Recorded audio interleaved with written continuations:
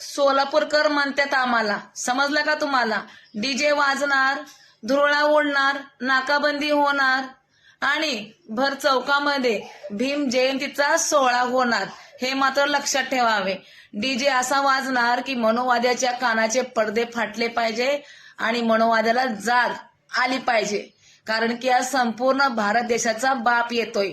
मग डीजे वाजवल्याशिवाय मजा कुठली?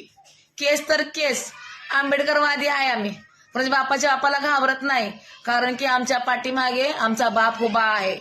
अरे, माणसाला माणूस म्हणून जगण्याचा अधिकार देणारे महामानव डॉक्टर बाबासाहेब आंबेडकर हे आहेत. मग बापाच्या जयंतीला डीजे तर वाजणारच. मंदिरामध्ये प्रवेश नव्हता, काळाराम मंदिराचा दरवाजा ठोकवणारे आमचे महामानव डॉक्टर बाबासाहेब आंबेडकर हे आहेत. मग बापाच्या जयंतीला तर डीजे वाजणारच. गळ्यामध्ये मटकं आणि पाठीला झाडू होतं तर कोणता देवदूत काढण्यासाठी आला नाही, धावून आले होते ते महामानव डॉक्टर बाबासाहेब आंबेडकर. मग बापाच्या जयंतीला तर डीजे तर वाजणारच. खूप काय करून ठेवलं आहे बा भीमानी तुम्हा आम्हा सर्वांसाठी, पण जाणीव ठेवणारा फक्त आंबेडकरवादी आहे. समजलं का तुम्हाला?